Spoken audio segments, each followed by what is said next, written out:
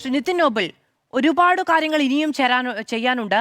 ഏറെ ദൂരം മുന്നോട്ട് പോകാനുണ്ട്. അതാണ് അഭിജിത്ത് ദീപ്കെ എല്ലാവർക്കും നന്ദി അറിയിച്ചുകൊണ്ട് പുറത്തിറക്കിയ വീഡിയോ സന്ദേശത്തിൽ പറയുന്നത്. ഇപ്പോൾ CJPക്കാർക്ക് പരാതിയില്ല, പോലീസിന്റെ അതിക്രമത്തിൽ പരാതിയില്ല എന്നതാണ്. കാരണം അവരത് ഔദ്യോഗികമായി ഉന്നയിച്ചിട്ടില്ല. പോലീസ് ഇങ്ങനെയാണ് പെരുമാറുന്നത് എന്നത് സംബന്ധിച്ച വീഡിയോ ദൃശ്യങ്ങളിലൂടെ നിങ്ങളുടേതായ ഭാഷയിൽ നിങ്ങൾ കൃത്യമായി കമ്മ്യൂണിക്കേറ്റ് ചെയ്തിട്ടുണ്ട്.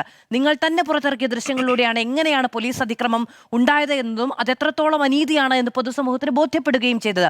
പക്ഷെ പരാതി ഉന്നയിക്കുക, അത് പൊതുസമൂഹത്തിൽ ഉന്നയിക്കുക, അതിന് പരിഹാരം കാണുക, അതിന് ഉത്തരവാദിയായവർ ശിക്ഷിക്കപ്പെടുക തുടങ്ങിയ കാര്യങ്ങൾ കൂടി നിങ്ങളുടെ അജണ്ടയിലുണ്ടോ?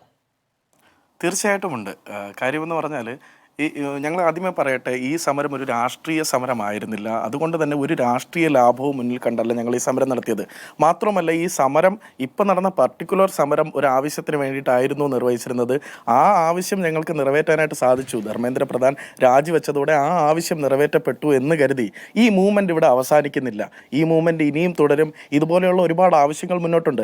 അതിലൊരാവശ്യം തന്നെ ആയിരിക്കും ഇപ്പോൾ നടന്ന ഞങ്ങളുടെ കുട്ടികൾക്ക് നേരെ നടന്ന വലിയ ക്രൂരമായ ഉപദ്രവങ്ങൾക്ക് അതിന് ഉത്തരവാദികളായിട്ടുള്ളവരെ കൊണ്ട് മാപ്പ് പറയിക്കുക എന്നുള്ളത്. അതിൽ നിന്നും ഒരു കാരണവശാലും ഞങ്ങൾ പിന്നോട്ടില്ല.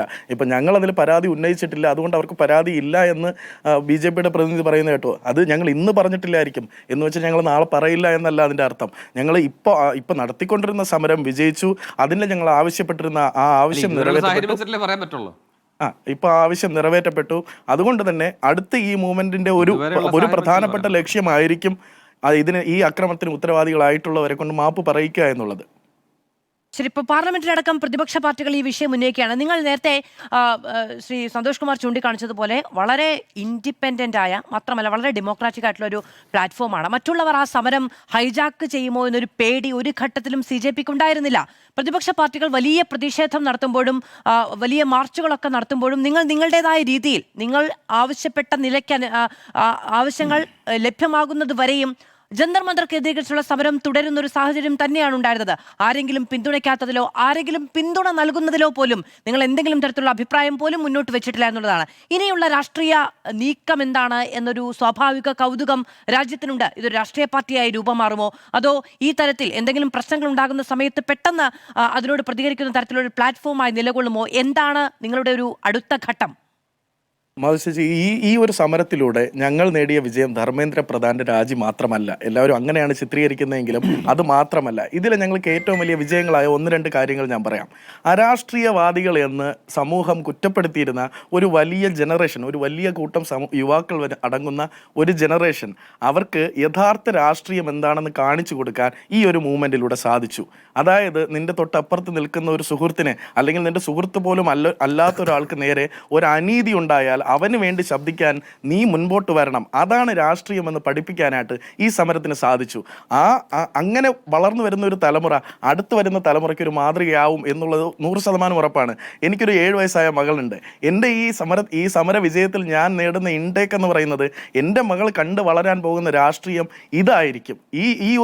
ഈ ഒരു കാര്യമാണ് ഞങ്ങൾ ഏറ്റവും കൂടുതൽ സന്തോഷിപ്പിക്കുന്നത്. രണ്ടാമത്തെ ഏറ്റവും വലിയ വിജയമായിട്ട് ഞങ്ങൾ കാണുന്നത്, ഈ 14 വർഷമായിട്ടും പല മാധ്യമങ്ങളും പല പ്രതിപക്ഷ രാഷ്ട്രീയ പാർട്ടികളും ഒക്കെ പല ചോദ്യങ്ങൾ ചോദിച്ചിട്ടും ഉത്തരം പറയാതിരുന്ന പ്രധാനമന്ത്രി ഞങ്ങളുടെ ചോദ്യങ്ങൾക്ക് വേണ്ടി ഉത്തരം പറയാനായിട്ട് 3 ദിവസം മൊബൈലല്ല ക്യാമറയിലായിരിക്കും, എനിവേ ഒരു സെൽഫി വീഡിയോയുമായിട്ട് വന്നു.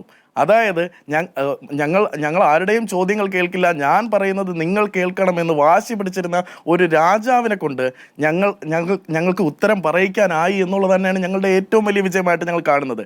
അങ്ങനെ ചോദ്യങ്ങൾ ചോദിക്കുമ്പോൾ അത് കേൾക്കേണ്ട അത്രയും ഉച്ചത്തിൽ ചോദിക്കാനുള്ള ഒരു ആർജവം നൽകുന്നതായിരുന്നു ഈ സമരം. അത് തന്നെയാണ് ഞങ്ങൾ നേടുന്ന ഏറ്റവും വലിയ വിജയം. ഇതൊരു രാഷ്ട്രീയ പാർട്ടിയായിട്ട് കൊണ്ടുപോകണമെന്നോ ഇതിന് രാഷ്ട്രീയ ഉദ്ദേശങ്ങൾ ഉണ്ടാകണമെന്നോ ഒന്നുമല്ല ഞങ്ങളുടെ ആഗ്രഹം. ഇതിൽ ആത്മാർത്ഥമായിട്ട് നിൽക്കുന്നവർക്ക് ഈ മൂവ്മെന്റിന്റെ യഥാർത്ഥ ലക്ഷ്യത്തിനോടൊപ്പം നിൽക്കണമെന്ന് തന്നെയാണ് ആഗ്രഹം. അങ്ങനെ ആഗ്രഹിക്കുന്ന ഒരാളാണ് തന്നെ ഞാനും. ഒറ്റ കാര്യം കൂടി നിതിൻ, അതായത് കഴിഞ്ഞ ദിവസങ്ങളിൽ പാർലമെന്റിൽ സ്വീകരിച്ച നിലപാടുണ്ടല്ലോ ഭരണപക്ഷം, അതിനെ എങ്ങനെയാണ് CJP നോക്കിക്കാണുന്നത്? പാർലമെന്റിൽ പ്രതിപക്ഷത്തിന് ഈ വിഷയം ഉന്നയിക്കാനുള്ള യാതൊരു അവസരവും ഉണ്ടായിരുന്നില്ല. ഈ കാര്യങ്ങൾ വിശദീകരിക്കാൻ പ്രധാനമന്ത്രി ഉണ്ടായിരുന്നില്ല. ഇത്രയും വലിയൊരു വിഷയം രാജ്യത്ത് നടക്കുന്ന സമയത്ത് പാർലമെന്റിൽ ഉണ്ടായ നീക്കങ്ങൾ, നടപടികൾ, അതിനെ എങ്ങനെയാണ് നിങ്ങൾ കാണുന്നത്? തീർച്ചയായിട്ടും ഈ ചോദ്യങ്ങൾ കേൾക്കാനും അതിനുള്ള മറുപടികൾ തരാനും തയ്യാറാവുക. ഇത് തന്നെയാണ് ഞങ്ങളുടെ ആവശ്യം. ഞങ്ങളുടെ സമരം BJP-ക്കെതിരെയാണ് അല്ലെങ്കിൽ ഏതെങ്കിലും ഒരു രാഷ്ട്രീയ പാർട്ടിക്കെതിരെയാണ് എന്ന് വഴിതിരിച്ച് വിടാനായിട്ട് ശ്രമിക്കുന്നുണ്ട്. അങ്ങനെയല്ല. ഞങ്ങൾ നിങ്ങളെ കേൾക്കാൻ തയ്യാറല്ല എന്ന് പറഞ്ഞിരിക്കുന്നവരുടെ അടുത്ത് ചോദ്യങ്ങൾ ചോദിക്കാനായിട്ടാണ് ഞങ്ങൾ പോകുന്നത്. അത് കേൾപ്പിക്കാനുള്ള ഉച്ചത്തിലാണ് ഞങ്ങൾ ശബ്ദിക്കുന്നത്. അത് ഇപ്പോൾ എടുത്ത നിലപാട്, കറൻലി എടുത്ത നിലപാട് പ്രതിപക്ഷത്തിനല്ല, ഞങ്ങൾ CJP-ക്കാരെയാണ് കേൾക്കാൻ പോകുന്നത്. ഞങ്ങൾ പ്രതിപക്ഷത്തിന് കാണിച്ചു കൊടുക്കുകയാണ് ഇങ്ങനെയാണ് സമരം ചെയ്യേണ്ടതെന്ന്. അങ്ങനെ പ്രതിപക്ഷവും ഇതുപോലെ ഉയരണമെന്നാണ് ഞങ്ങൾ ആഗ്രഹിക്കുന്നത്. ഇങ്ങനെയുള്ള ഒരു പ്രതിപക്ഷം ഉണ്ടാവണമെന്നാണ് ഞങ്ങൾ ആഗ്രഹിക്കുന്നത്.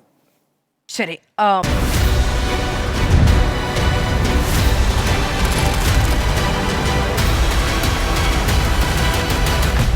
Debate with Madhu Saji.